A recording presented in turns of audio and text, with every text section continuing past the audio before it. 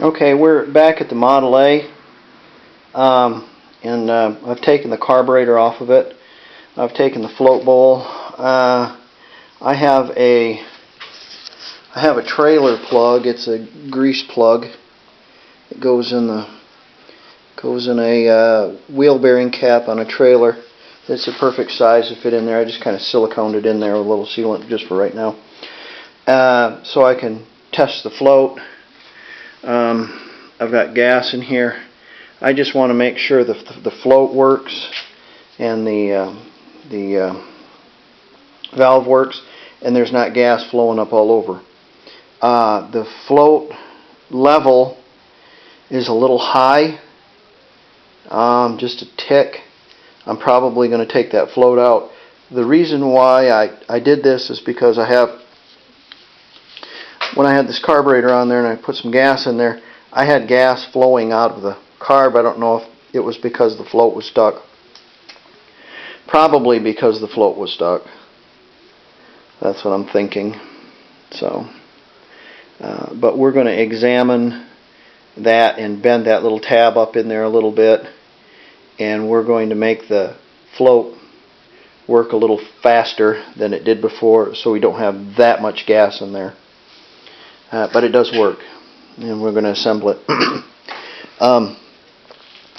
I made a couple of gaskets out of our 1/32 again.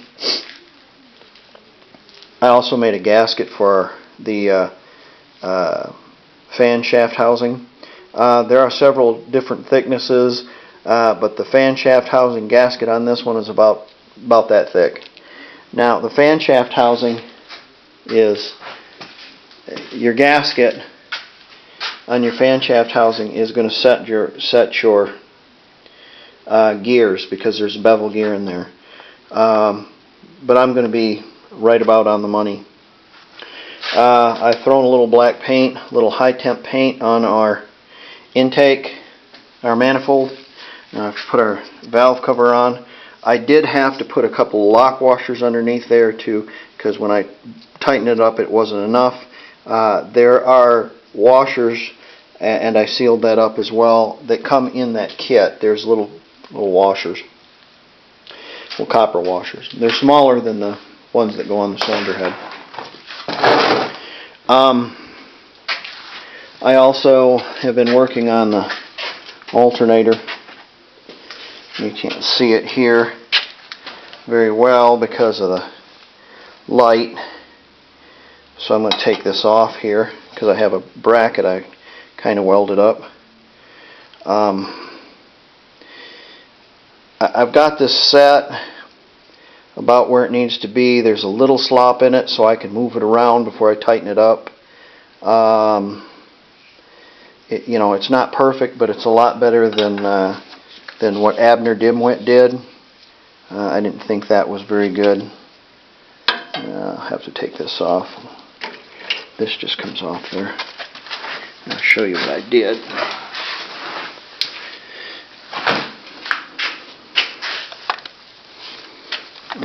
I just welded myself up a little bracket. I think I have a 3/8 bolt going through it.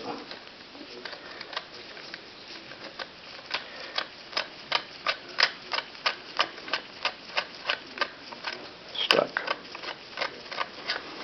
There it is. Well, it looks about like that. There's two tapped bolt holes here. Two tapped bolt holes here in the frame, and when you put a bolt on there in a big washer, it allows a little bit of room this way. It also allows some room like this to make it even, to make it right. Get it as close as you can, essentially. And then that fits over the top of the deal. I guess I could have cut that right off, but I figure if I change alternators or have a different alternator set up on there, this one doesn't work, this one goes bad, I can use this bracket, I can adapt, make something else out of it, that way I don't have to start from scratch. Also, I've changed the pulley. I got this from Sharp's tractor. It's a It's I don't know what they call that. I can't remember the size. 620 or something, I don't know. They're all standard size though. That's the one you want. You want the small one. The smaller pulley for V-belt instead of the other one I had. Also, since it's smaller and the fan pulley is bigger, it'll turn this faster. So there's where we are now.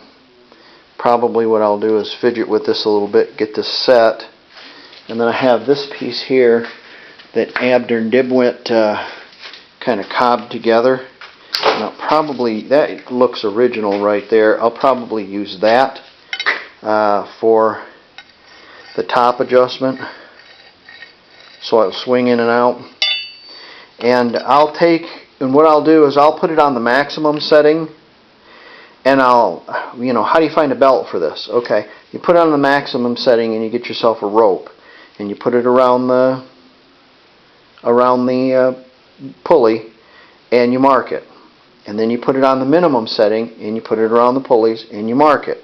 And then you go to the the auto parts store, and ask them if you can look at their V-belts, and he'll go, "What? What's it for?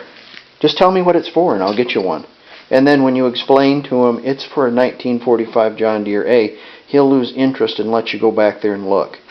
So that's how I'm going to find my belt. I'm going to get one in kind of medium in the middle. Not way big, so I can crank on it more and more, because you think you got it tight, but you don't. It'll squeal.